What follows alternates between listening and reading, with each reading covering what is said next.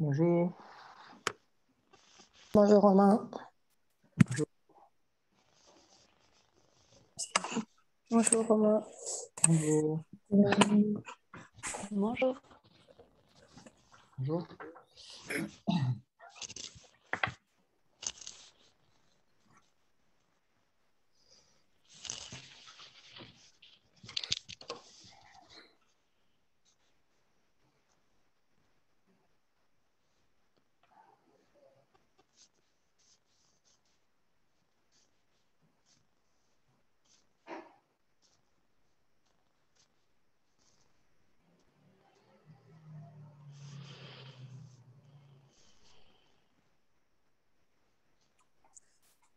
So welcome everyone to this side event about the project POCTEFA Compet Plus on smart specialization strategies in core border regions. While we are going to wait just a few minutes for all the people that registered. Souhaitons la bienvenue donc à cette réunion sur le stratégie intelligente et on va attendre quelques minutes. Nous voulons, en fait, il y a de l'interprétation en 3 langues, en espagnol, en français et en anglais. Juste en bas, vous avez donc la représentation du monde et c'est là où vous allez pouvoir choisir la langue dans laquelle vous souhaitez donc suivre ce séminaire ou cette rencontre. Il ne s'agit pas d'une présentation, il s'agit plutôt d'un dialogue. Ce qui veut dire que vous pouvez poser vos questions, que vous pouvez...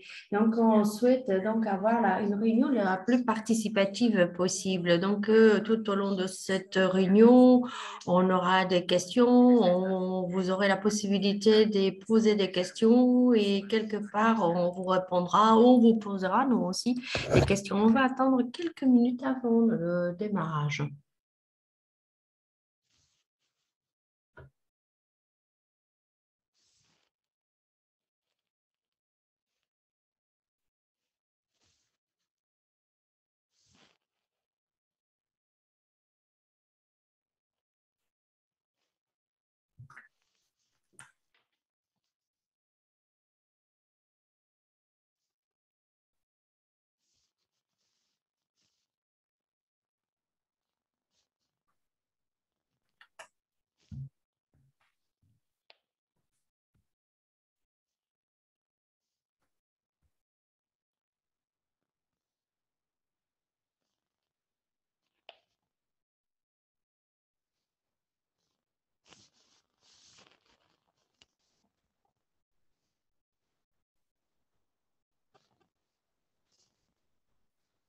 So we are going to get starting. So welcome everyone again. Bon, je pense que l'on peut démarrer. Nous vous souhaitons à nouveau la bienvenue, étant donné qu'il y a de l'interprétation.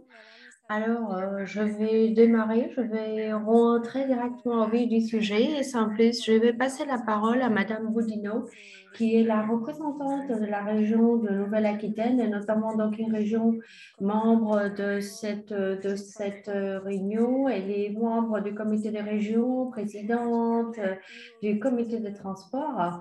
Et en plus, elle participe à la plateforme ASCT. Donc, nous la connaissons bien. On a une très, très bonne relation et sans plus, je vous passe la parole. Bonjour à tous. C'est vraiment un plaisir pour moi d'introduire cette rencontre, ce side event de la Semaine européenne des régions et des villes. Donc, d'abord, un mot effectivement sur l'importance de la collaboration frontalière au sein de cette COTER. Vous avez cité que je suis présidente de cette commission du comité des régions en charge de la cohésion, du transport, du budget, mais aussi vraiment très coordonnatrice d'une plateforme des GECT. Et on rassemble et on échange entre nous beaucoup de ces questions de GECT, car c'est vraiment pour nous une priorité. On a ainsi, avec les coopérations transfrontalières, une véritable démonstration de la valeur ajoutée européenne. C'est vraiment des lieux où on peut montrer que sans l'Europe, on n'arriverait pas à ce degré de coopération. Moi, je n'entends pas, madame. Et merci à tous les participants, encore une fois. La preuve que les régions transfrontalières apportent aussi leur pierre à l'édifice des priorités européennes, de relance durable, d'économie intelligente, durable et inclusive. Elles peuvent produire cette valeur dont je parlais en créant de véritables écosystèmes transfrontaliers et malgré les nombreux obstacles administratifs, je l'ai dit.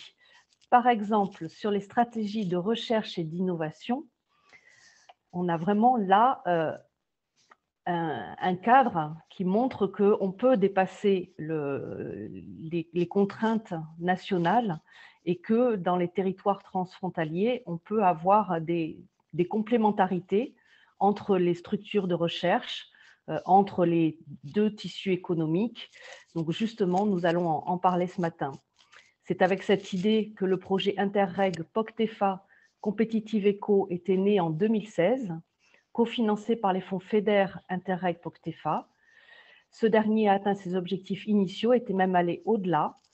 Ainsi, les 3 pôles transfrontaliers Innov Medica, Big Dacia, Additive Valley, des clusters, des centres technologiques et de formation réunissant 87 entreprises ont été créés et pérennisés par un partenariat public-privé, mais aussi une vingtaine d'opportunités d'innovation, une plateforme d'innovation avec 6 établissements de santé des 3 territoires. Aujourd'hui clôturé, c'est un nouveau projet qui prend le relais, le projet qu'on appelle Compét Plus. C'est un projet qui vise à promouvoir la compétitivité des entreprises et l'innovation dans les PME par le biais de la coopération transfrontalière. Il prévoit aussi de mesurer les flux économiques entre les 3 régions et d'identifier des PME, des startups et centres technologiques présentant une forte valeur ajoutée dans les 4 domaines convergents des RIS 3, soit l'énergie, la mobilité, le secteur agroalimentaire et les industries créatives. Le but est de créer 2 plateformes d'innovation. Mais ces 2 exemples ont été construits sur mesure pour son territoire. Or, l'idée aujourd'hui est d'échanger des idées, notamment sur les initiatives similaires dans d'autres territoires transfrontaliers. Discuter, partager, échanger, c'est aussi ce qui apporte de l'innovation et permet de contourner les obstacles qui ne sont pas forcément sous le contrôle des régions, mais de faire notre lobby auprès des instances nationales et européennes pour lever ces obstacles. Donc, n'hésitez pas à faire remonter vos conclusions au comité des régions, qui garde toujours une oreille extrêmement attentive auprès de vos initiatives et de vos besoins. En tout cas, vraiment, merci et je vous félicite pour votre présence à cette rencontre. Je remercie les organisateurs et je vous souhaite d'excellentes discussions. Merci beaucoup Isabelle pour ces mots et cette introduction à cet événement. On va passer rapidement la parole pour échanger, pour lancer la discussion à Beñat Jauregui, qui est le chef de file de ce projet Compét Plus, mais qui était aussi le chef de file du projet Compétitive Éco, pour qui nous emmène dans toute la discussion, toute l'historique et qu'on puisse commencer à échanger quelles sont les possibilités. Donc, Beñat, c'est à vous. Oui, bonjour. Bonjour à tout le monde. Je vais aussi m'exprimer en français. Voilà, donc vous avez la présentation, je pense, qui s'affiche. Oui. Voilà. Oui. Donc, effectivement, nous allons vous présenter ce qui a été réalisé en transfrontalier au niveau des pôles transfrontaliers. Nous aurons en fait 3 parties. Donc, on va parler d'abord de Compétitive Éco et ensuite de cette création des pôles transfrontaliers. Et nous aborderons enfin Compét Plus sur lequel nous sommes actuellement. Sur la partie de Compétitive Éco, on peut dire que ce projet POCTEFA a eu lieu de 2016 à 2019 et a été cofinancé par le Fonds européen FEDER POCTEFA. Et à l'initiative notamment de l'historique que nous avions en transfrontalier, à savoir la Chambre de commerce et d'industrie Villers-Artéane, et qui a permis de créer ce programme-là de coopération entre notre partie, la Nouvelle-Aquitaine et Euskadi et Navarre. Ici, l'originalité de Competitive Eco, si on devait le résumer, c'est en fait le mariage de deux programmes qui sont la coopération transfrontalière et également la spécialisation intelligente des régions européennes. L'objectif final de Competitive Eco était la création de deux clusters transfrontaliers de coopération transfrontalière. Ce qui avait été intéressant dans cette initiative, c'est qu'on a eu une double approche, d'abord bottom, en ayant doté le Competitive Eco de deux organes. Un, le comité stratégique qui permettait de réunir les trois régions, de Nouvelle-Aquitaine, d'Euskadi et de Navarre, pour pouvoir échanger sur justement l'analyse qui avait été faite par Orchestra, un des partenaires du projet, pour voir ce qui était convergent et ce qui permettait justement de travailler ensemble. Et ensuite, avec l'avis technique aussi du comité de pilotage, où il y avait notamment les agences de développement des trois régions et l'Eurorégion, on avait pu du coup déterminer 4 grands secteurs qui étaient la fabrication avancée, l'énergie renouvelable, l'agroalimentaire et la santé, sur lesquels il y avait matière à coopérer. Et donc, ce qui a été déterminé ensuite, c'est une deuxième phase de diagnostic des besoins d'innovation dans les PME-PMI, ce qu'on appelle AP, c'est-à-dire qu'on est allé voir le terrain et on les a interrogés sur ces grands domaines pour leur demander quels étaient pour eux, pour ces PME-PMI, ces centres technologiques, les pistes d'innovation et l'économie de demain. Et donc, au travers de 112 entretiens et sur les 3 territoires, on a pu du coup détacher 16 thématiques à travailler ensemble. Et donc, suite à ça, ben voilà, donc grâce à cette méthode menée par les partenaires, qui sont donc les 3 agences de développement, les 2 CCI et Sodena en Navarre, et Orchestra pour la partie étude des stratégies de spécialisation, nous avons pu, donc grâce à ces 2 approches, définir 3 domaines, 3 clusters qui méritaient d'être créés. Donc, Additive Valley pour la fabrication additive, Innov Medica pour les dispositifs médicaux et la e-santé, et Big Data pour le Big Data et l'intelligence artificielle.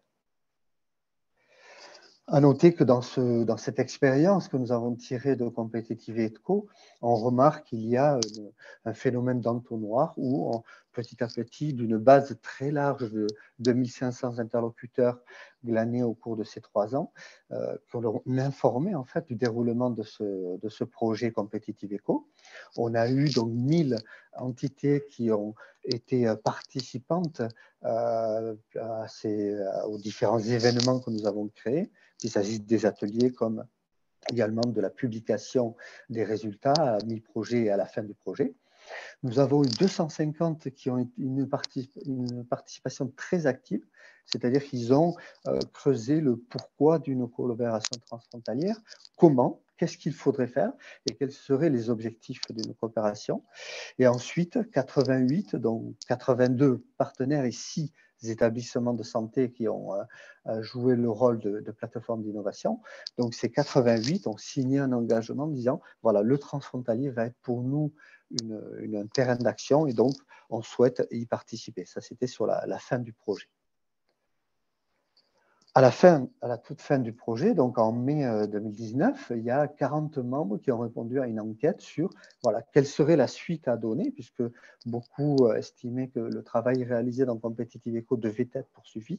Et c'est là un défi que nous avons relevé, notamment avec l'aide de l'Eurorégion, Nouvelle-Aquitaine, Euskadi, Navarre, sur le fait que dans les réponses qu'ont données ces participants, il y avait le fait que l'équipe qui avait mené Competitive Eco donc était légitime pour pouvoir continuer à animer ce groupe d'acteurs et qu'il fallait donc dans la feuille de route pouvoir déterminer tout ce qui serait à faire dans le cadre d'une animation. Donc on retrouve l'identification des opportunités d'affaires au niveau européen, l'élaboration de projets bien sûr collaboratifs notamment, et candidatures notamment aux appels à projets de l'Eurorégion. il y avait également des organisations des rendez-vous d'affaires avec des clients potentiels, ce qu'on avait aussi réalisé durant Competitive Eco. Et il avait été remarqué aussi qu'il fallait un modèle public-privé, donc public avec notamment le financement de l'Eurorégion, et privé parce que chaque membre devait cotiser à ces clusters-là. Donc, à partir de 2019, nous avons entamé l'animation de ces 3 clusters, donc Big Data pour le Big Data, l'intelligence artificielle, Additive Valley pour la fabrication additive et les impressions 3D, et Innov Medica Alliance pour les dispositifs médicaux et la e-santé, donc au travers des 4 organisations que vous voyez ici, et notamment le financement de l'Eurorégion. Depuis 2019, donc, on a créé du coup une marque pour essayer de parler aussi de cet ensemble et de cette initiative, donc Clustero, un réseau de clusters interrégionaux, eurorégionaux. Vous voyez ici un aperçu rapide des différents membres qui travaillent dans ces clusters-là et qui contribuent aussi en apportant eux aussi leurs idées et leurs initiatives. Ici, donc, pour vous donner un détail, d'Additive Valley, ça représente 14 membres. Pour Innov Medica, une quinzaine de membres, et Big Data, 8 membres. Et vous verrez ici, dans la slide qui suit, la répartition aussi géographique, donc pour 12 côté Euskadi, 6 côté Navarre et 9 en Nouvelle-Aquitaine, qui constituent donc cet ensemble cluster. On notera que, grosso modo, ce qui s'est mis en place, et notamment avec la crise Covid, c'est qu'une des façons qui nous a été rendue possible pour éviter ce blocage, notamment des frontières, qui a été assez rapide, on a du coup basculé sur un mode de fonctionnement en visioconférence. Et donc, tous les mardis, on a décidé de consacrer 1 heure avec un programme particulier. Donc, on a notamment co-construit avec les membres de ces différents clusters l'idée de faire que chaque mardi soit consacré à des thèmes particuliers. Donc, vous voyez, dans un de ces mardis, ce sont plutôt des projets collaboratifs, des projets menés en commun, une recherche de partenariat, répondre à des appels d'offres, etc. Identification également de projets européens, on le verra. Il y a également le fait d'être présent physiquement dans une des régions et dans une des entreprises ou centres technologiques. Cela permet de mieux connaître aussi les acteurs en les visitant aussi chez eux et d'échanger du coup plus facilement pour des projets aussi entre les membres. Dans le 3e, c'est là l'intérêt des objectifs de la constitution de clusters transfrontaliers, c'est de pouvoir devenir être attractif en fait pour des clients potentiels, notamment des grands donneurs d'ordre. Et donc, ça nous a permis justement de pouvoir réunir, faire venir des grands noms, qu'il s'agisse de Total, de Ariane Group, Airbus, le CHU de Toulouse, et j'en oublie. Mais l'idée, c'est vraiment d'être attractif en ayant ici un potentiel de réponse à leurs besoins plus élevé. Je rappelle souvent que parmi les 22 technologies de fabrication additive qui sont identifiées à l'heure actuelle, le fait de se regrouper entre les 3 régions nous permet d'en toucher 18. Donc, c'est ça aussi l'intérêt de se regrouper. Et le dernier, donc c'est là plus une thématique, on va dire, avec un invité expert, donc plutôt une orientation technologique. On va pouvoir justement discuter sur des thèmes plus approfondis techniquement. Et donc, suite à ça, à ces initiatives, il y avait eu des thématiques que l'on avait dans Competitive Eco laissées de côté parce que pas encore suffisamment mûres. Et donc, on avait décidé de repartir sur une autre version, Compet Plus, avec cette fois-ci la participation directe aussi de l'Eurorégion. On avait également prédéfini des thématiques, 4 grandes thématiques, sur lesquelles donc, on a essayé d'approfondir cette méthodologie. Et également, en termes de changement par rapport à Competitive Eco, on avait également décidé de donner encore plus d'importance à la notion de plateforme d'innovation. Et c'est d'ailleurs un des objectifs de ce programme-là. C'est-à-dire d'adresser directement la demande et pas simplement constituer et structurer l'offre. Donc l'objectif ici, effectivement, c'est de impulser cette compétitivité entrepreneuriale, et notamment en travaillant sur des domaines convergents que sont l'énergie, la mobilité, qui sont deux grands thèmes de l'évolution économique de ces prochaines décennies, l'agroalimentaire également, et les industries créatives. Donc un budget de un peu plus de 800 000 euros et une durée jusqu'à mai 2022. Nous avons commencé début janvier 2020. Et donc dans le partenariat, donc la Chambre de commerce et d'industrie Bayonne Pays Basque est chef de file. Orchestra, l'Institut de la compétitivité d'Euskadi, donc est membre et poursuit et va développer tout à l'heure la partie des stratégies de spécialisation. La Sodena donc s'occupe du territoire de la Navarre et de son agence de développement. Et la Cámara de Comercio e Industria y Navegación de Guipúzcoa donc gère le territoire d'Euskadi et donc fait le lien avec cet écosystème-là. À noter que entre la CCI Bayonne Pays Basque et la Cámara de Comercio, nous avons créé il y a 10 ans, donc il y a 11 ans maintenant, la CCI transfrontalière biartéane. Et donc, naturellement, on développe ensemble aussi des programmes de ce type de coopération transfrontalière. Et l'Eurorégion, donc, qui nous a rejoints et qui, du coup, nous aide pour la partie communication, mais également sur l'aspect relationnel et les liens avec les différentes entités aussi de ces trois territoires. Ici, donc, impulser cette compétitivité entrepreneuriale, comme on le disait, sur ces quatre thématiques, des industries créatives, agroalimentaires, mobilité et énergie, donc entre ces trois territoires de Nouvelle-Aquitaine, Euskadi, Navarra, même si dans le cadre de POCTEFA, nous sommes limités côté français sur le département 64. Notre idée est de pouvoir justement associer directement aussi des acteurs de Nouvelle-Aquitaine pour pouvoir poursuivre cette dynamique au-delà du programme POCTEFA. Ici, donc, on voit la façon dont est prévue la partie, le déroulement de Compét Plus. Donc, d'une part, on travaille sur des flux économiques transfrontaliers. Et tout à l'heure, ma collègue Amandine vous présentera le travail réalisé sur les quatre activités, les quatre secteurs. On poursuit avec le fait justement de concevoir ces deux chaînes de valeur, c'est-à-dire, comme je disais tout à l'heure, les clusters, c'est quoi? C'est un rassemblement d'entreprises et de centres technologiques, d'entités capables de proposer des produits et des services qui tournent autour d'une thématique et du coup couvrir l'ensemble d'une chaîne de valeur.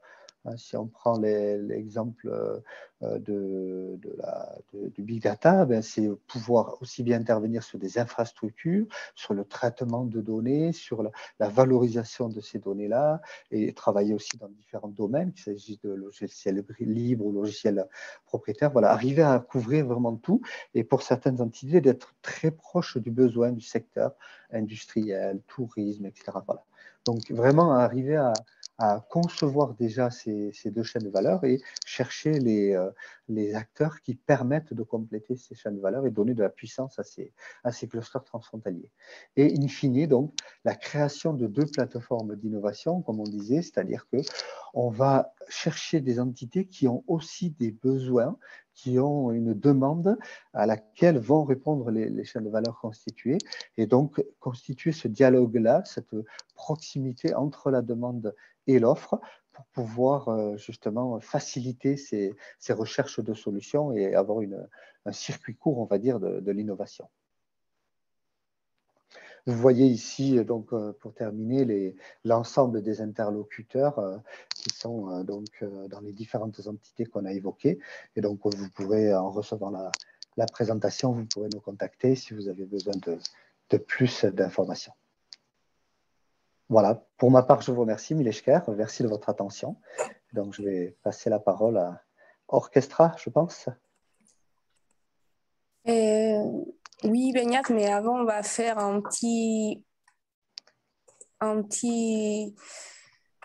icebreaker. So it's like I will ask everyone to join the Slido link that we share in the chat and vote. Like, we wanted to know which of the thematic areas that we work either at competitive eco or that we are working at Compet Plus are you interested in? Donc, so just click the link and okay. So here we are seeing that people are voting ICC or additive Que manufacturing. cliquer sur le lien, je vois qu'il y a des gens qui commencent à voter, la CCI donc a voté, donc fabrication additive.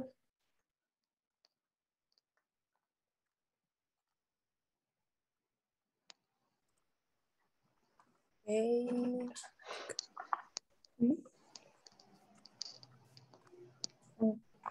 Here, more votes. Okay. Il y a des gens, enfin, oui, on voit. Alors, Big Data, je pense que c'est l'option Big Data qui a le plus de voix.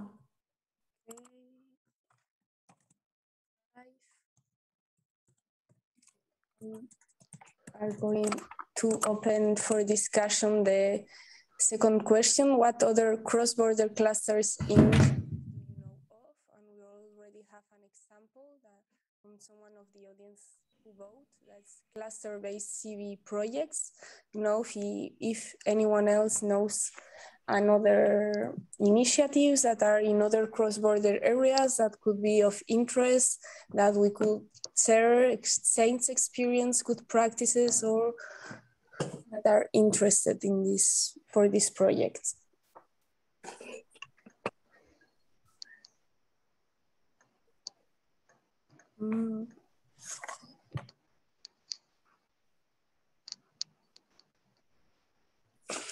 Or if the Malmö Copenhagen Health Cluster, I don't know if now one of the people either for the Malmö Le cluster de santé Malmö Copenhague. En fait, Copenhague, je ne sais pas si vous souhaitez expliquer votre projet ou nous attendons jusqu'à la fin des présentations pour pouvoir partager ces différentes pratiques. Alors, si ils ne souhaitent pas intervenir, nous allons passer à la question suivante.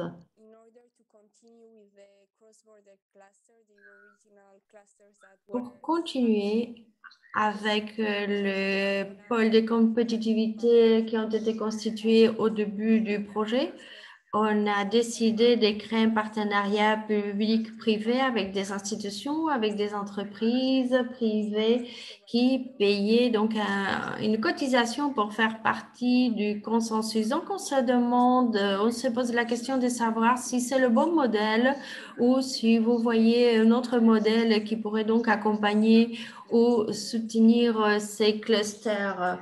Alors, on vous demande, est-ce que vous croyez que c'est le meilleur modèle ou vous avez une autre expérience, d'autres expériences qui nous permettent donc d'aborder ou de voir d'autres modèles économiques? Alors, on garde la question et sans plus, nous allons passer la parole au prochain orateur et entre-temps, vous pouvez réfléchir au meilleur modèle. Alors, sans plus, je vais passer la parole à Usué qui va nous parler qui va nous présenter l'Institut Orchestra qui est partenaire de 2 projets et qui va nous parler de comment utiliser ces stratégies dans les différentes régions et comment est-ce que nous pouvons les appliquer sur les espaces transfrontaliers. Je crois que la dernière question a été la plus difficile, c'est-à-dire comment est-ce que nous allons accompagner ces clusters transfrontaliers. Alors, je suis vraiment très intéressée. Je voudrais écouter vos idées ou les idées de tous nos participants. Merci à vous tous. Je vais faire ma présentation en anglais. Et en fait, je ramenais quelques des leçons qu'on a pu tirer dans le travail réalisé. Alors, Je travaille pour Orchestra. C'est une institution, c'est l'Institut de compétitivité du Pays Basque. Nous faisons donc de la recherche dans des questions de compétitivité et notre rôle depuis la constitution de Competitive Eco, c'est-à-dire le tout premier projet, en fait, nous nous sommes concentrés sur comprendre d'où surgit la coopération transfrontalière, comment est-ce que les différentes parties prises en fait interviennent, comprendre un peu mieux cette coopération transfrontalière. Et maintenant, je vais partager avec vous le travail qu'on a pu réaliser avec Mercedes Oleaga depuis donc 2016. Alors, je vais vous raconter comment d'où surgit ce besoin, pourquoi appliquer le concept RIS3. En 2016, on constate que la coopération transfrontalière, le RIS3, c'est-à-dire toutes les stratégies de spécialisation intelligente, avait énormément de partager beaucoup de choses, avait un défi partagé. Par exemple, la fragmentation en Europe, une fragmentation de coupures qui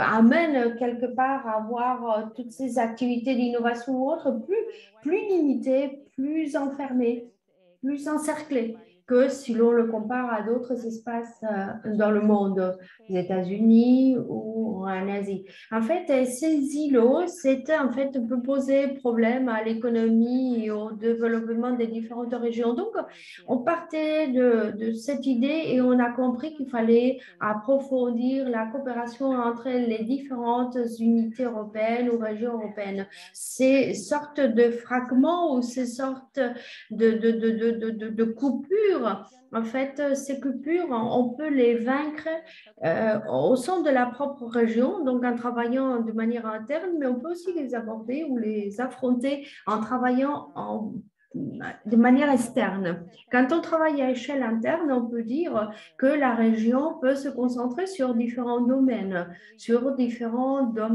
d'activité pour être plus efficace. Et à l'échelle externe, c'est vrai qu'ils peuvent donc arriver à créer des coopérations avec d'autres régions.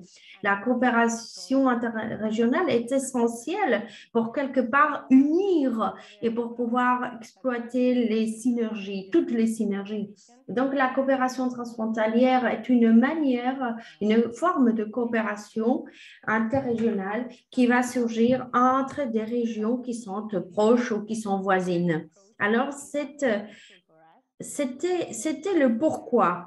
Ça nous donne une réponse au pourquoi. Pourquoi on a souhaité travailler la coopération transfrontalière. C'est vrai que c'est un sujet ancien. On le travaillait depuis très longtemps. Mais à la suite de cela, on a décidé quelque part de promouvoir ou d'accompagner Competitive Eco. La deuxième question qu'on se posait est de savoir le comment. Alors, notre hypothèse est que l'analyse RIS3 pouvait être important pour la coopération transfrontalière et que quelque part, ce que l'on voulait tester était de savoir si cette coopération pouvait nous permettre de connecter des priorités régionales avec les besoins des entreprises pour accompagner l'innovation dans l'espace transfrontalier. Donc, à partir de cette hypothèse, on a compris que RIS3 et que tout ce qu'il y a derrière que cela marquait des différentes priorités. Par exemple, les opportunités ou les atouts existants sur un territoire et que l'on peut produire dans un espace quelconque, que ce soit dans le domaine technologique ou dans d'autres domaines. Et qu'il y avait différents agents, différentes parties prises dans chacune de ces priorités. Et donc, on a décidé qu'il pourrait avoir donc un potentiel pour que les régions proches, en fait, approfondissent ou se mettent donc à accompagner l'innovation en passant par les stratégies de spécialisation intelligente pour le cas qui nous occupe en Navarre, Euskadi et Nouvelle-Aquitaine. L'analyse RIS3 est ce que nous avons fait dans le cadre du projet, mais cette analyse, en fait, nous l'avons appliquée à deux moments différents. D'abord en 2016 et ensuite en 2020 dans le cadre du deuxième projet, c'est-à-dire dans le cadre de Compet+. Mais dans les deux cas, l'analyse a été différente. En 2016, l'analyse était fondée sur les stratégies RIS3. Les régions européennes étaient à cette époque-là en train de définir pour la toute première fois, pour pas mal d'entre elles, cette stratégie RIS3. Donc, il y a eu un voyage, un développement. Alors, l'analyse nous a permis de tirer certaines conclusions. Tout d'abord, les territoires, en fait, avaient des différents niveaux de développement. Par exemple, au Pays Basque, en fait, on travaillait déjà des projets concrets, alors que la Navarre donc, venait juste de publier son stratégie RIS3 et la Nouvelle-Aquitaine participait à un processus d'unification des régions. Ils étaient en train d'unifier la Charente, Limoges, en fait, d'autres régions. Alors, eux, ils étaient dans une autre situation, dans un autre cas de figure. En plus, les trois régions, en fait, interprétaient différemment ce qui était ces éléments clés du RIS3. Donc, ils comprenaient de manière différente l'accès transversal. En fait, il y avait de manière... Chaque région avait sa propre définition par rapport à certains concepts ou des idées différentes. Donc, il a fallu beaucoup débattre pour se comprendre et pour parler tous la même langue. Alors, c'est vrai que cette analyse nous a bien permis d'identifier des domaines de coopération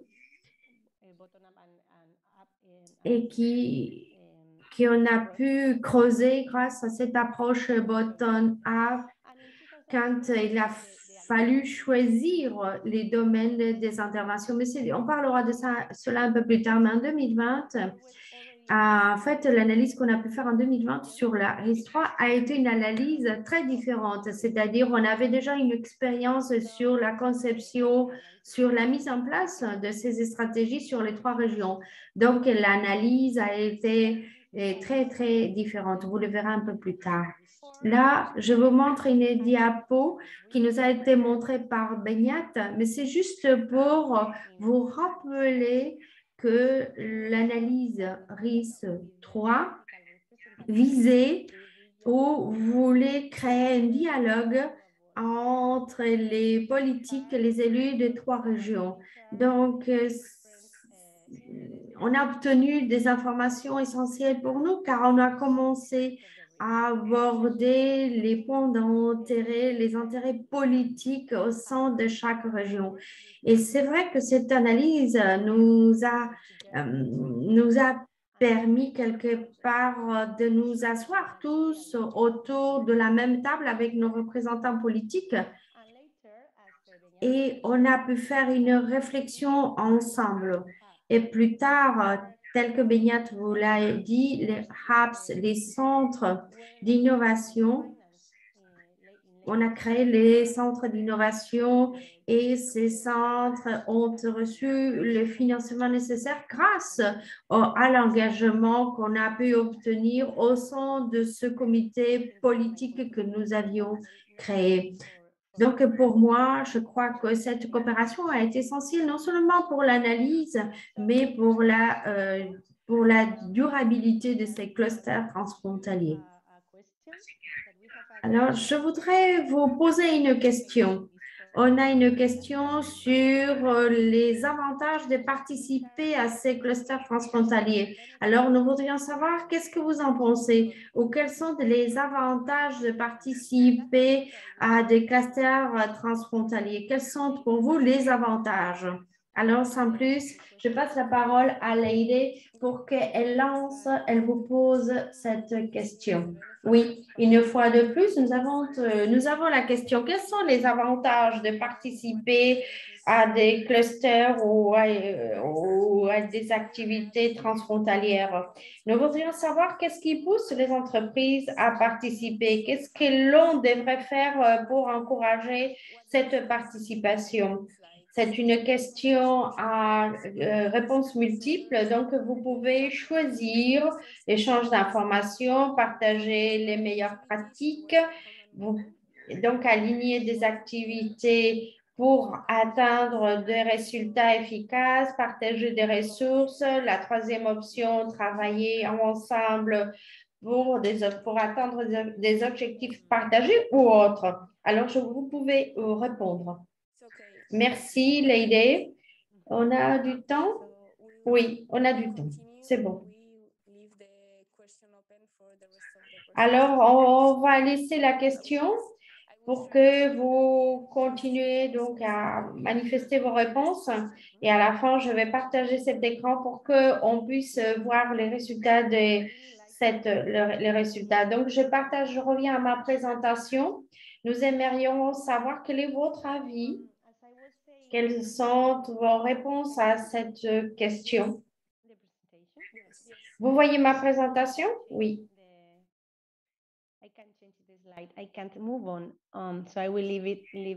Bon. Moi, je ne peux pas. J'arrête de partager mon écran et je reviens donc voir si ça marche. Je vous prie de m'excuser. Vous pouvez voir maintenant mon écran? Très bien. Merci. Je vais voir si je peux vous mettre mode présentation et ensuite passer au transparent suivant. Je reviens donc à Compet Plus. C'est vrai que l'analyse transfrontalière donc est passée par différents termes. En 2020, nous avions un autre point de développement. Il est vrai que les différentes régions avaient des défis différents liés à la mise en place des stratégies. Donc, ce que nous avons fait a été de prendre les trois grands domaines de les stratégies, c'est-à-dire identifier donc ce que sont les grandes thématiques des régions. Alors, comment est-ce que l'on a choisi? On les a choisis et comment est-ce que nous faisons pour les traduire dans des feuilles de route pour transformer l'économie de la région et à la fin, comment est-ce qu'on met en place toutes ces activités de transformation et comment est-ce que toutes ces interventions deviennent des projets? Mercedes et moi, on a fait une étude pour essayer de répondre à la question de qu'est-ce qui s'est passé, par rapport à ces trois étapes ou par rapport à ces trois concepts. En tenant compte aussi des défis, comment les stratégies bottom-up, comment est-ce que ces stratégies étaient en train d'être appliquées, qu'est-ce qui s'est passé dans tous les processus de découverte des entreprises, comment est-ce que les agents ont travaillé pour identifier de nouvelles activités potentielles et comment est-ce que ces agents informaient les gouvernements de ces domaines de coopération potentielle et comment les capacités ou les mécanismes d'apprentissage, comment est-ce qu'en fait, rentrer dans ce qui était la mise en place et les nouveaux modèles de gouvernance, comment est-ce que cela intervenait? Et quand je parle des modèles de gouvernance, je parle de la manière de prendre des décisions. Comment est-ce que donc on choisissait les domaines prioritaires? Comment est-ce que l'on concevait ces feuilles de route pour la transformation? Et comment est-ce que l'on développait les projets? Alors, c'était la deuxième grande étape de cette analyse transfrontalière. Alors, je ne vais pas vous présenter le travail en détail, mais je voudrais vous montrer uniquement l'analyse comparative qu'on a pu réaliser entre les trois régions. Alors, nous avions donc un tableau Excel beaucoup plus développé avec les priorités des régions.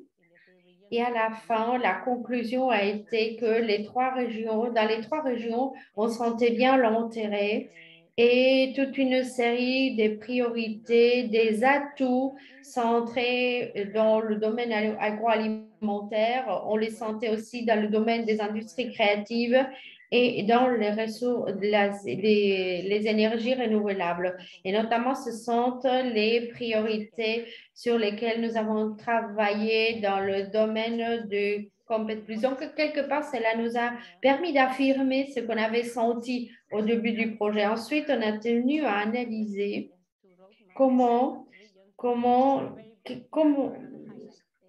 processus de traduction se faisait au niveau de chaque territoire. Alors, je vais citer les régions. En Navarre, en fait, ils étaient en train de mettre en place la feuille de route en passant par des groupes de défis. C'est un partenariat public-privé avec la présence de beaucoup d'agents privés. En Nouvelle-Aquitaine, ils avaient une feuille de route centrale, des coopérations entre les institutions, pôles de compétitivité, institutions. Le Pays Basque, il s'est plutôt centré sur une stratégie qui change, qui avance au fur et à mesure que le travail change. Alors, comment est-ce que l'on souhaitait quelque part donc mettre en place toutes ces activités?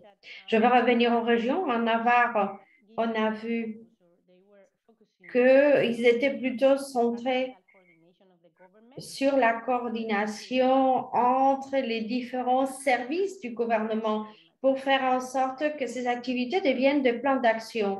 Alors, il dépendait de la coordination entre les différents systèmes ou services publics. En Nouvelle-Aquitaine, un trait que nous tenons à souligner est qu'il dépendait il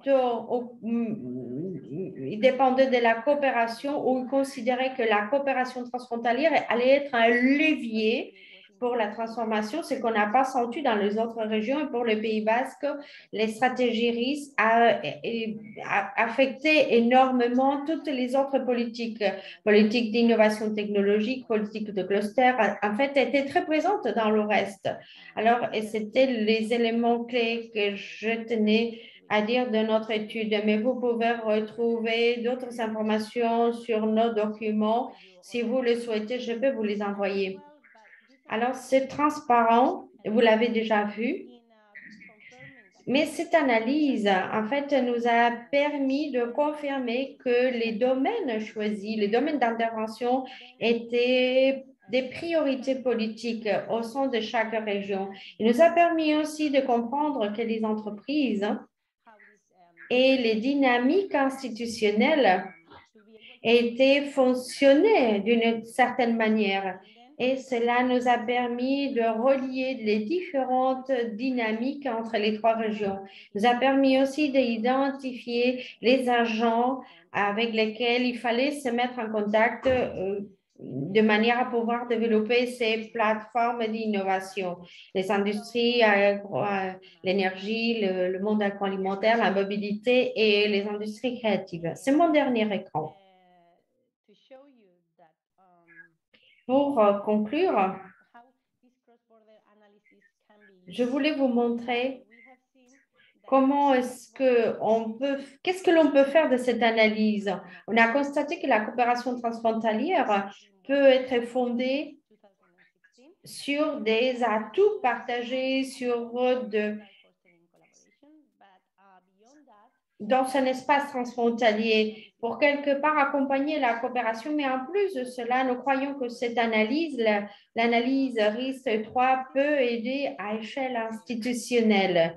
L'analyse, d'ailleurs, a été utilisé par l'ACT, par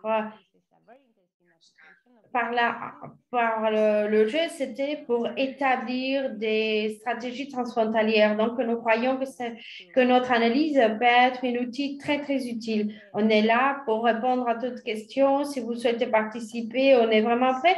Et la question qu'on vous pose est de savoir si, en fait, il y a de l'espace pour les stratégies transfrontalières qui aillent au-delà de cette analyse et qui aillent plus vers l'institutionnel. C'est une question que je vous pose et sans plus, je passe la parole à Leïla. Merci, Ousoué.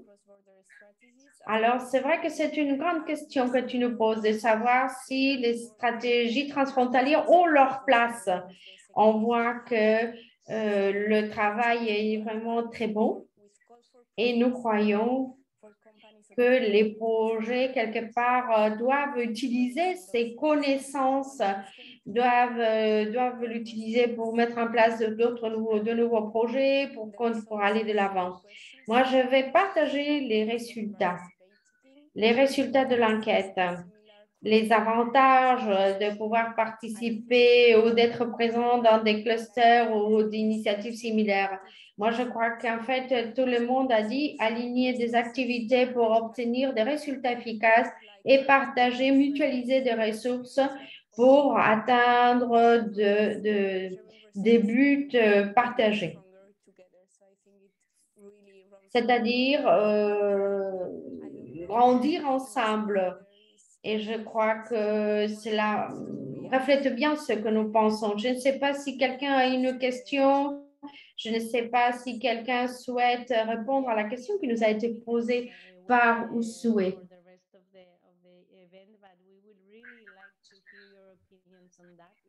Bon, peut-être qu'on pourrait attendre la fin, mais vraiment, on attend votre avis ou si vous avez d'autres expériences, je pense que vos expériences nous pourront être très utiles pour le travail que nous réalisons sur ce territoire. Merci, Ousoué. Et sans plus, nous allons passer la parole à Amandine, qui travaille à la Chambre de commerce de Bayonne.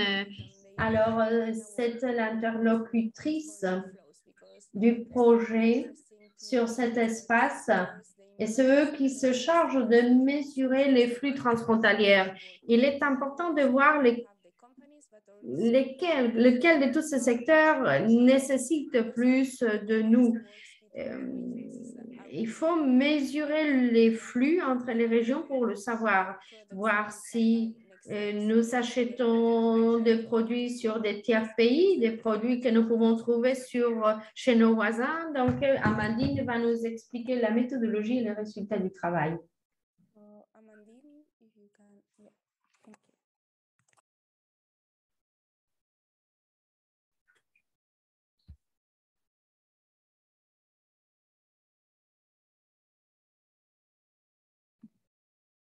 Bonjour à tous. Alors, je vais vous mettre la présentation en écran. Je vais faire ma présentation en français. Voilà. Vous voyez tous mon écran.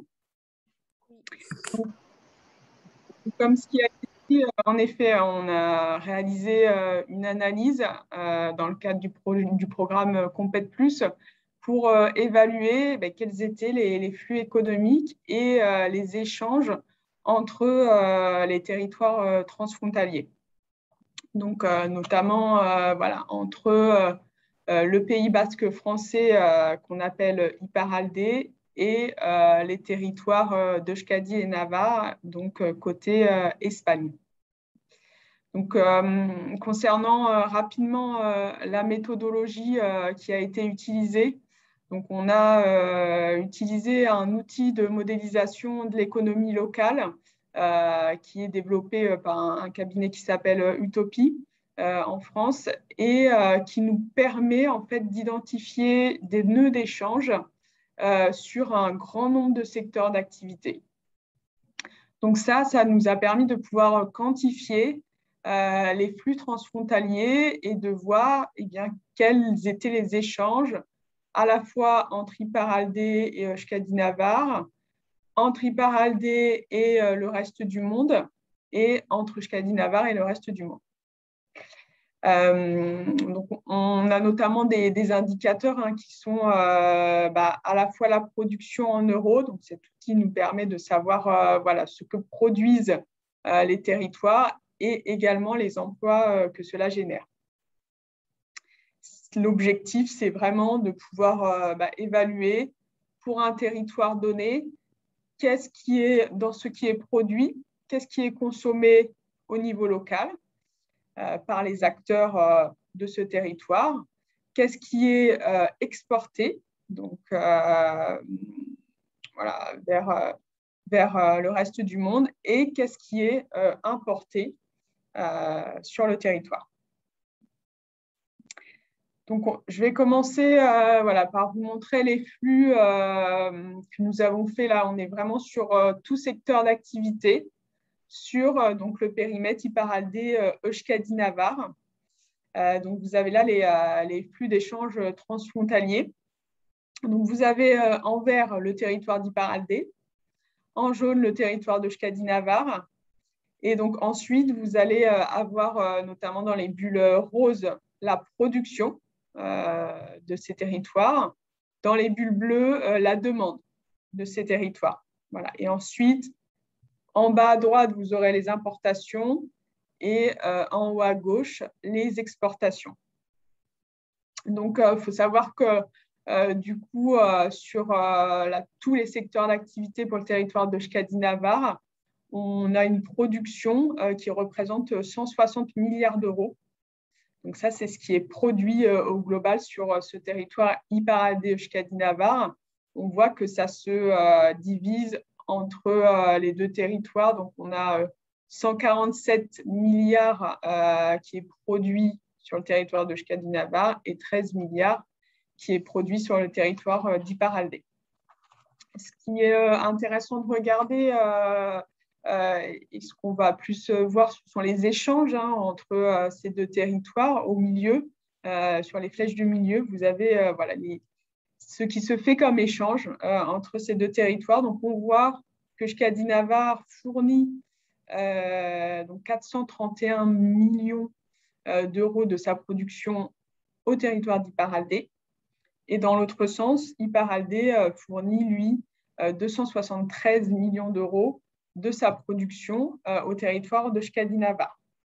Donc, ça reste, voilà, les flux entre ces deux territoires transfrontaliers sont existants, mais restent voilà, assez minimes, dirons-nous, puisque pour Euskadi-Navarre, la partie de la production qui est transmise à Iparaldé ne représente que 0,3% de sa production totale. Et la production qu'Iparaldé va transmettre en Euskadi-Navarre représente 2% de sa production. Donc, des flux qui sont existants, mais qui ont a priori vocation à être développés, où il y a un potentiel encore de croissance.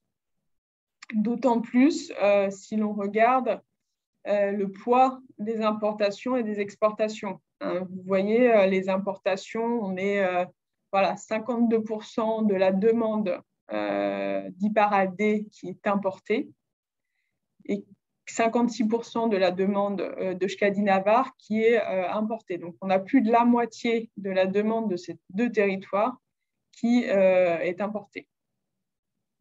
Et on voit que sur les exportations, on a pareil, plus de la moitié, quasiment la moitié de la production de ces territoires qui est exportée vers le reste du monde. Donc, je vais passer maintenant à l'analyse de ces flux, mais vraiment sur les 4 thématiques dont on parlait tout à l'heure et qui sont travaillées donc sur le programme Compét Plus. Donc, on a tout d'abord le périmètre agroalimentaire. Donc, il faut savoir que le périmètre agroalimentaire, donc la production, donc ce qui est produit en Iparaldé Euskadi-Navarre sur l'alimentaire, ça représente 21,9 milliards d'euros. Donc, ça représente l'agroalimentaire 14% de la production totale qu'on voyait tout à l'heure, tout secteur confondu sur ces territoires. Pour information, vous avez sur la droite la chaîne de valeur, c'est les secteurs d'activité que nous avons pris en compte dans l'analyse de ce périmètre agroalimentaire. Donc ensuite, vous voyez sur la gauche, hein, vous avez le même principe de schéma qu'on vient de voir.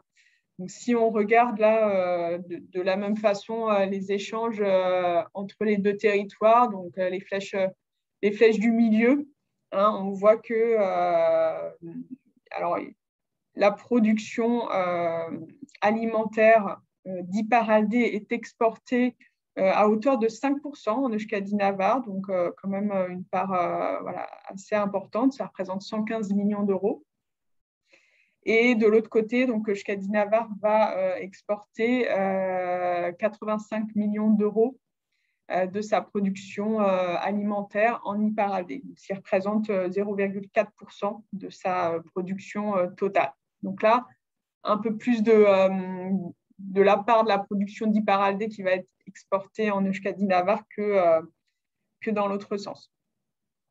Et ensuite, si on regarde voilà, les importations et les exportations, hein, on reste sur des parts alors peut-être un peu moins importantes que sur tout secteur confondu, mais on reste sur du 40 à 45% d'importation et sur 45-50% d'exportation.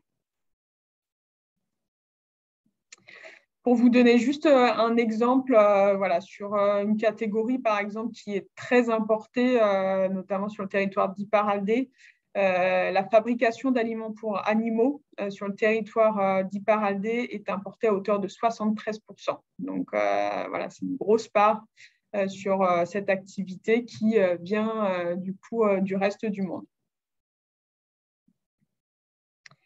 Je passe maintenant du coup aux industries culturelles et créatives. Donc ce secteur, lui, sa production en Iparaldé Euskadi-Navarre représente 5,6 milliards d'euros.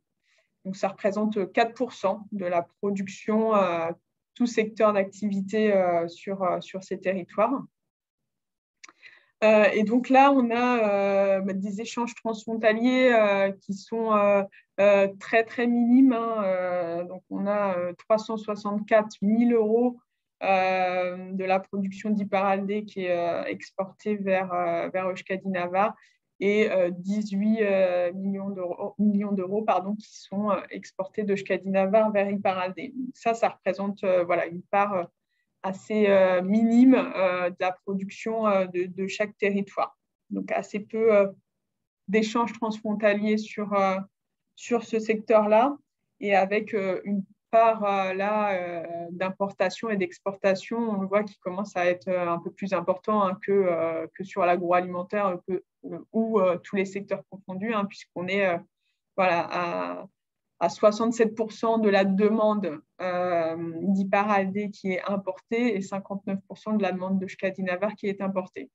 Voilà. Et sur les exportations, on est voilà, en moyenne à 50% sur les deux territoires. On est notamment à 66% de la production d'Iparaldé qui est exportée.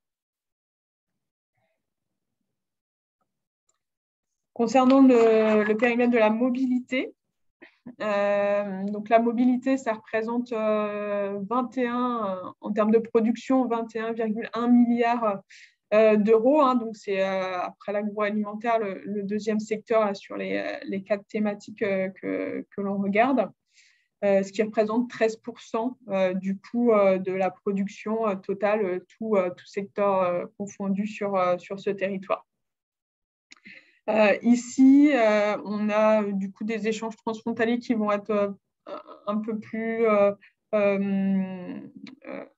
importants d'un côté que de l'autre. Hein. On a notamment en Iparaldé la part de la production qui est exportée en Euskadi-Navarre représente 4% de sa production totale. Donc, c'est représenté par les 52 millions d'euros.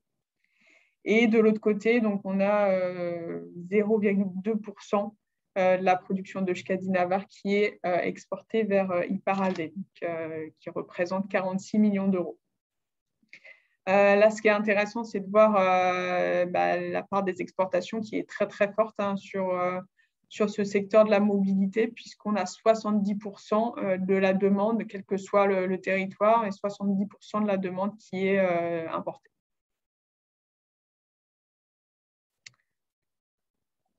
Et donc, je vais finir avec le secteur de l'énergie, qui était la quatrième thématique. Donc, la production sur l'énergie en Hyper-Aldé Euskadi-Navarre est estimée à 7,6 milliards d'euros.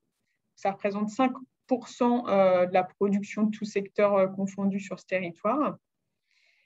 Ici, donc c'est comme pour les industries créatives et culturelles, les échanges transfrontaliers sont assez minimes, puisqu'ils représentent seulement 0,1% de la production locale de l'un ou l'autre des territoires. Hein. Donc, on a 561 000 euros qui est de la production d'Hyper-Aldé qui est exportée vers Euskadi-Navarre et 8 millions de la production de Euskadi-Navarre qui est exportée vers Hyper-Aldé.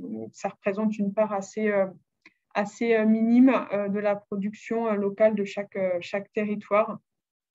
Et avec ici, donc les importations, là on est sur le secteur qui a la plus forte part d'importation, puisque voilà, 71% de la demande d'Hyper-Aldé est importée, 75% de la demande de Euskadi-Navarre est importée. Voilà. Et là, on est un peu plus de la moitié de la production de ces deux territoires qui est exportée sur ce secteur de l'énergie.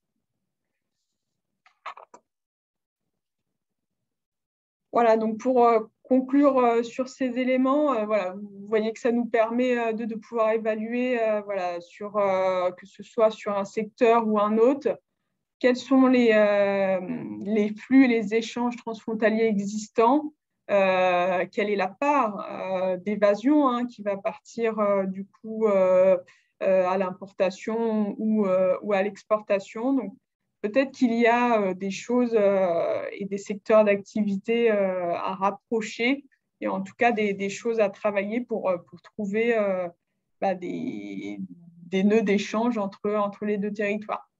Donc, si on résume sur la partie importation, hein, on voyait qu'au global, sur tous les secteurs confondus, on a 55% de la demande du territoire Hyper-Aldé Euskadi-Navarre qui est importée.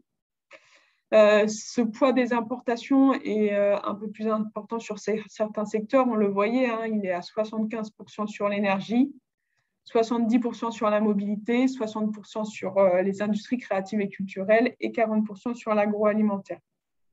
Donc là, pour nous, l'axe de développement important, c'est vraiment de pouvoir diversifier l'offre. Hein. L'idée, c'est de pouvoir satisfaire la demande en local pour être moins dépendant des importations et de pouvoir les réduire et aussi de pouvoir diversifier l'offre en la complétant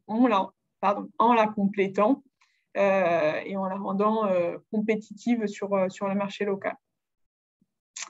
Concernant les exportations, donc, on a vu que le territoire d'Hyper-Aldé Euskadi-Navarre exporte la moitié de sa production. Au global, tout secteur d'activité, et que ce poids des exportations, il va être un peu plus fort, notamment sur le secteur de la mobilité, où il est à 65%. Sur les industries créatives et culturelles, on est à 57%, 54% sur l'énergie et 44% sur l'agroalimentaire. Donc, à ce niveau-là, l'axe de développement serait de pouvoir densifier l'offre, de recentrer vraiment l'offre localement et être plus présent localement en tant que vendeur sur le territoire Hyper-Aldé Euskadi-Navarre pour augmenter les parts de marché local. Donc, toute cette analyse nous montre qu'il y a vraiment un intérêt commun pour les trois territoires transfrontaliers de mieux se connaître, de mieux connaître les marchés, les activités qui peuvent se faire de chaque côté de la frontière pour pouvoir mieux répondre et bien réunir l'offre et la demande. Donc voilà pour cette analyse sur les flux transfrontaliers. Je vais laisser la parole à Leïri. Merci beaucoup, Mandy. Je pense que c'est une analyse très intéressante qui montre et l'intérêt de savoir, d'avoir les données qui permettront après de faire des actions, tant pour les politiciens que dans les cadres des projets comme les nôtres, voir dans quel secteur, notamment si on prend en compte les flux transfrontaliers, plus l'analyse des secteurs et stratégiques des 3 territoires, lesquels sont les plus intéressants à travailler conjointement, où il y a les complémentarités, les synergies et qu'est-ce qu'on peut faire pour avancer entre tous. Et c'est là que je vais demander s'il y a des questions du public qui a suivi des expériences d'autres régions. Vous pouvez les poster dans la discussion ou aussi il y avait sur... vous nous dites. Et sinon, je vais commencer par interpeller parce que j'ai vu dans les publics qu'il y avait Romain Roquefort qui fait directeur de UPI, qui est un des membres d'un des clusters transfrontaliers qui a été créé lors de la première compétitive éco et qui fait partie des clusters maintenant. Et je voulais lui interpeller et remercier de nous avoir rejoints et un peu qu'il nous raconte son expérience, quels sont les avantages, pourquoi participer à des clusters et des activités transfrontalières. Donc, Romain. Oui, bonjour à tous, et Gonon. Vous m'entendez bien, vous me voyez bien? D'accord, très bien. Bien, merci à tout le monde de nous donner l'occasion de pouvoir témoigner un petit peu sur l'activité de UPI en transfrontalier, et j'aurais presque envie de dire plutôt sur notre territoire euro-régional. Donc en quelques mots, comme l'indiquait Léré, je m'appelle Romain, je suis associé avec Vincent Moreno au sein de UPI, qui est une société qu'on a créée en 2013 sur la technopole Isarbel à Bidart et qui est spécialisée en intelligence artificielle appliquée au secteur industrie, énergie, transport. Alors, depuis vraiment la création de UPI, nous avions cette volonté très, très, très forte de développer notre activité en Euskadi-Navarre. Et en 2016-2017, nous avions eu la chance d'être sélectionnés par un programme d'accélération organisé par le gouvernement basque, donc le SPRI, qui s'appelle BAN 4.0 pour Basque Industrie 4.0, qui était une initiative de vouloir attirer des entreprises technologiques du monde entier afin qu'elles puissent collaborer avec le tissu industriel qui, comme l'a été présenté il y a quelques minutes, est assez conséquent. Et c'est à partir de ce moment-là qu'on va dire notre point d'entrée s'est matérialisé, puisque ce programme d'accélération s'est étendu sur une période d'environ 6 mois où on avait la chance d'être quasiment toutes les 2 semaines à Vitoria ou à Donostia. Enfin, on naviguait beaucoup à rencontrer des centres de formation, des centres universitaires, des centres académiques, enfin bref, l'écosystème.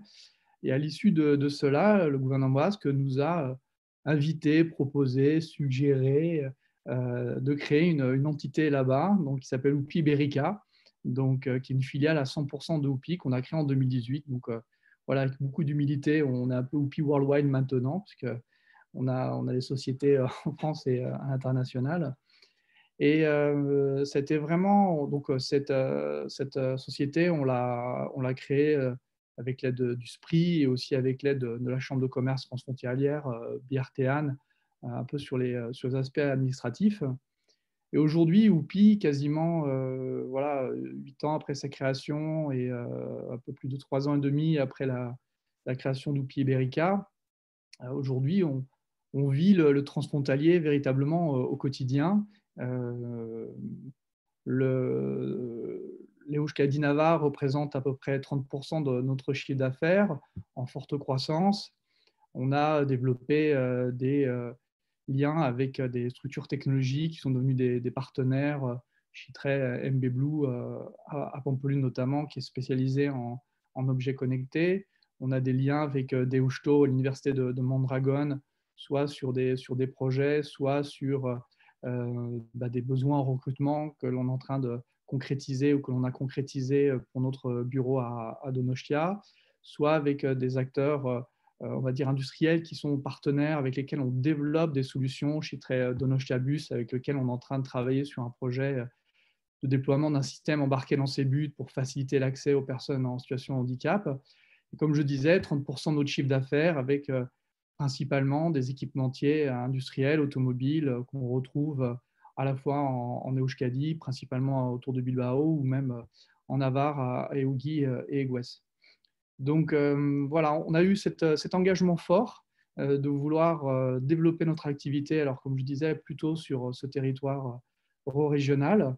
Et ce qui nous semble maintenant, avec le recul, un peu comme une évidence, peut-être, encore une fois, en toute humilité, parce qu'on est une petite société, c'est que le frein à l'activité transfrontalière nous semble plus peut-être psychologique qu'autre chose. Parce que véritablement, d'un point de vue administratif, logistique ou même culturel, bon, voilà, on est sur aucune difficulté, j'irais bien au contraire.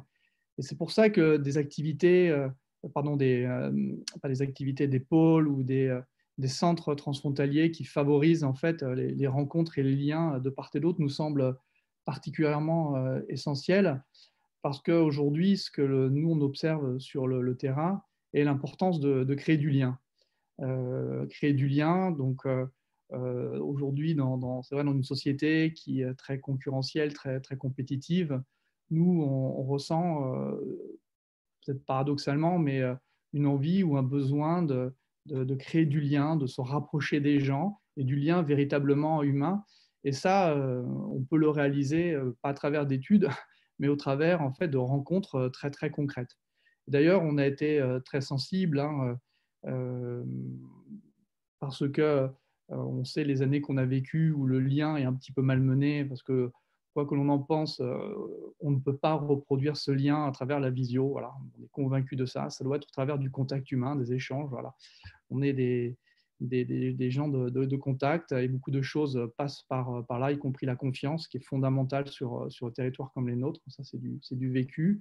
Donc, on a été particulièrement sensible par les efforts réalisés par donc, Big Datia, dont on est effectivement les membres fondateurs, ou Compet Plus, ou tous les acteurs, pour réorganiser autant que faire se peut, et on sait que c'est difficile, des rencontres en présentiel pour que ce lien puisse se maintenir et se créer et se développer au travers de véritables rencontres. Car c'est, je pense pour nous, l'élément le plus fondamental et le plus essentiel pour des collaborations efficaces et en tout cas qui s'inscriraient dans le temps. Voilà, donc je suis très bavard. J'avais promis à Beñat de ne parler que 3-4 minutes. En tout cas, voilà, pour nous, c'est cette activité où ce développement, je ne sais pas comment on peut vraiment le qualifier, est essentiel.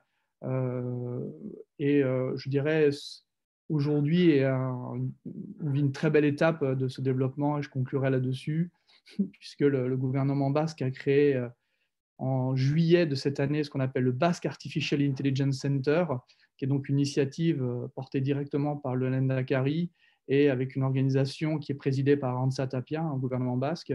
Et donc, UPI a eu la chance d'être sollicité pour être administrateur de cette organisation-là. Et je crois que pour nous, cet événement de juillet, au-delà du fait que ça nous touche beaucoup personnellement, est vraiment représentatif ou qualifie bien en fait cette construction que l'on poursuit très activement dans le temps d'activité sur notre territoire régional. Voilà, je vais m'arrêter là, Leire, et voilà, je m'étais promis. Merci beaucoup, Romain. Thank you very much. I think it's like you are our good practice example to share about how companies can collaborate and how cross-border cooperation among partners. Et vous avez un exemple à partager avec nous? Est-ce que vous pouvez nous expliquer comment cette coopération transfrontalière, comment les institutions, comment est-ce que l'on peut quelque part accompagner ou encourager cette coopération? Je ne sais pas s'il y a un exemple.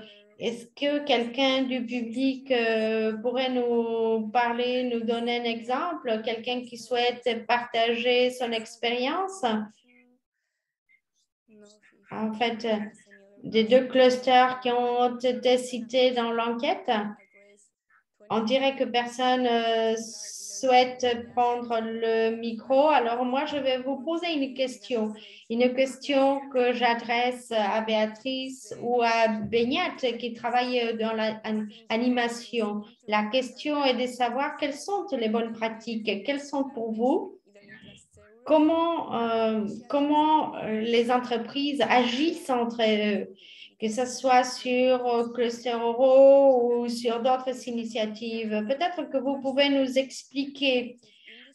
Nous, on est en train de créer des clusters transfrontaliers dans le domaine de l'industrie créative. Et donc, la question que je vous pose, est-ce que les entreprises sont motivées? Est-ce que les entreprises reconnaissent les avantages? Effectivement, il y a cette envie aussi de partager, de pouvoir aussi se complémenter, hein, avoir des activités, des profils très complémentaires et du coup répondre à des besoins. On a des témoignages dans le secteur de la santé où ça a été très bien réalisé, où on a pu répondre à la demande de certains de ces 6 établissements justement dans l'Eurorégion qui avaient exposé des besoins très concrets. Et du coup, c'est par le travail transfrontalier entre les différents profils, entre des gens qui sont capables de concevoir, d'autres qui sont capables de faire les prototypes et d'autres de produire. Voilà, il y a eu des synergies comme ça. Il y a eu aussi, comme disait Romain, le côté échange et connaissance mutuelle qui fait que du coup, on apporte aussi de l'information. Hein. Certains membres ont pointé du doigt des projets collaboratifs intéressants, donc d'autres du coup se sont emparés de cette opportunité et ont été retenus. Hein. Je pense en particulier à la fabrication additive et au programme Amable, qui a fait que on a eu 2 entreprises côté Hyperalde qui ont pu justement être retenues dans ces programmes pour faire avancer. Parce que je noterai que je ferai remarquer en tout cas que ces thèmes que l'on choisit, ce ne sont pas des thèmes installés d'un point de vue économique, ce sont des thèmes d'innovation dont le marché n'est pas encore mûr et n'est pas encore est naissant. Et donc, c'est en ça que c'est intéressant aussi de travailler avec les 3 territoires, c'est qu'on découvre les potentialités, les startups, les activités qui se créent dans les différents territoires et on voit donc les différents types d'applications, comment petit à petit ce marché mûrit et grandit et justement, on est au cœur de ça en étant au carrefour de ces 3 régions de Navarre, Euskadi et Nouvelle-Aquitaine. Et c'est vrai que c'est pour nous très intéressant. I don't know if Beatrice, you want to add something? Alors, Béatrice, peut-être qu'elle souhaite dire quelque chose.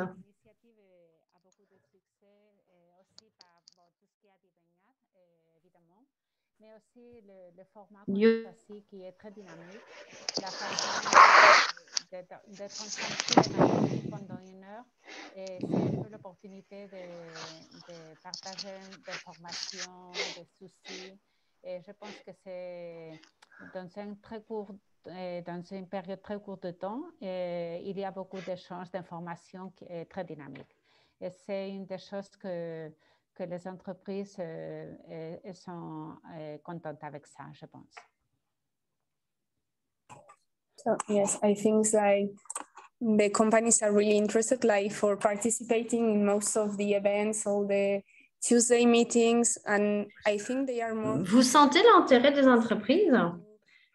Vous voyez, il y a une augmentation dans la participation des entreprises.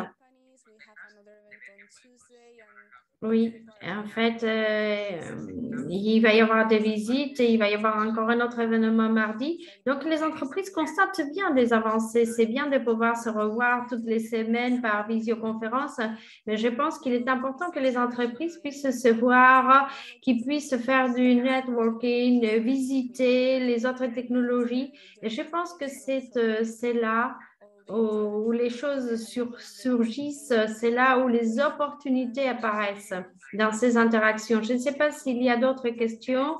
S'il n'y a pas d'autres questions, je voudrais vous remercier d'avoir tenu à participer donc à cette réunion dans le cadre de villes européennes. Je crois qu'il y a un participant qui souhaite poser une question.